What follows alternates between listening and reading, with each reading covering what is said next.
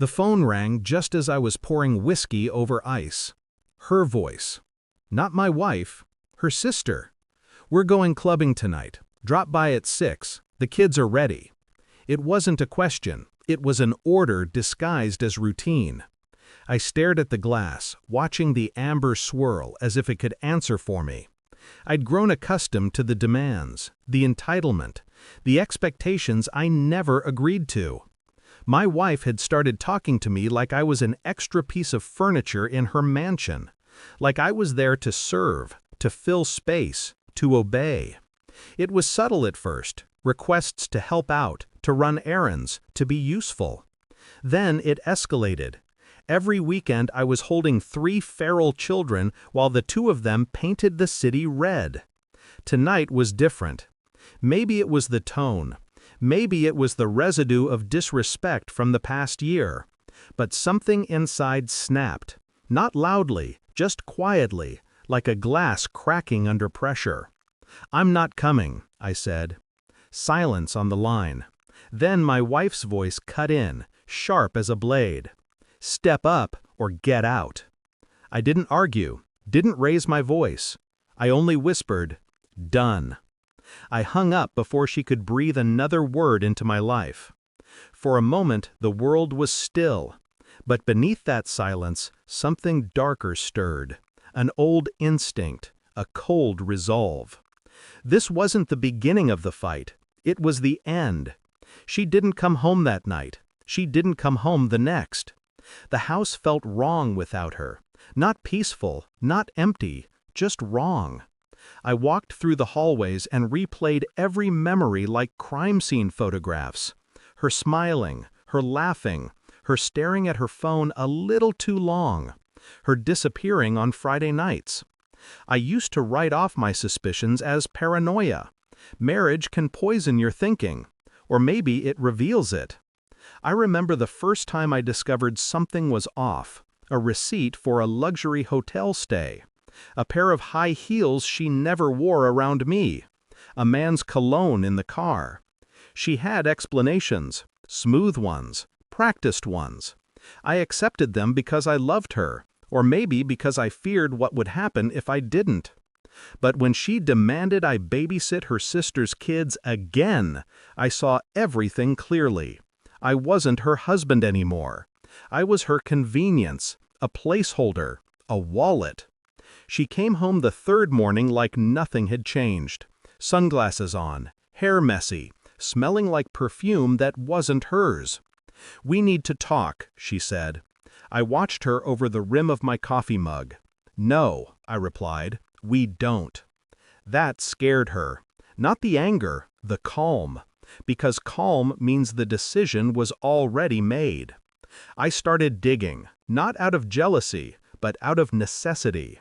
Phone records first, unfamiliar numbers, midnight calls, bank statements. Then the messages she didn't mean for me to see. A man's name repeated too many times. Photos, places, plans. I didn't break into her phone. I didn't need to. People reveal themselves when they assume they have control.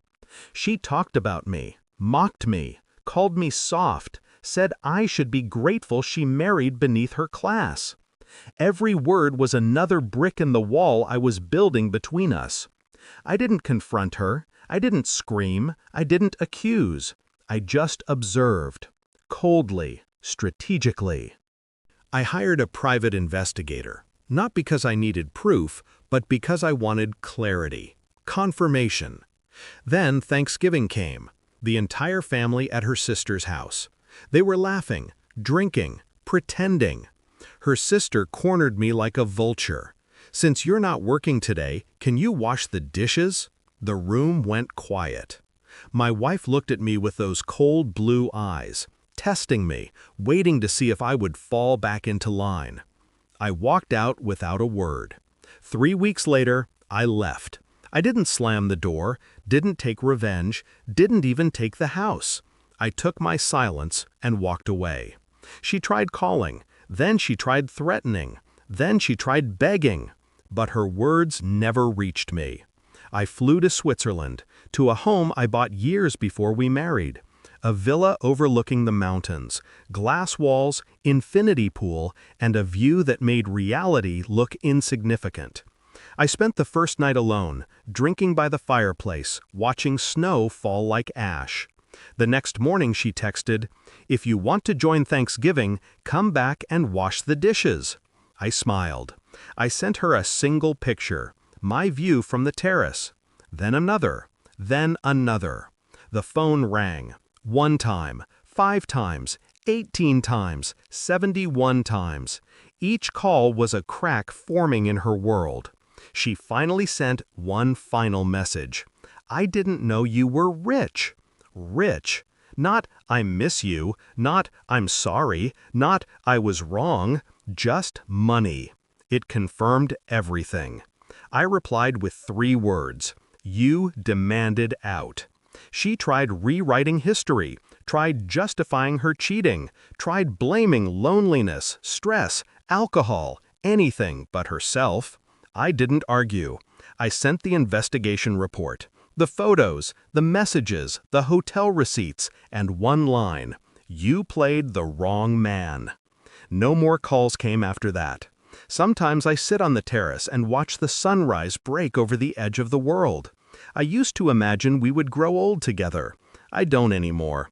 The truth is simple. Some people only value you when they think you have nothing left. I gave her silence. I gave her freedom. I gave her consequences. And when I left, she finally understood what she lost. I never looked back. The world didn't end, it began. Because the moment I walked away, she stopped having power over me. And in the end, that was the real revenge.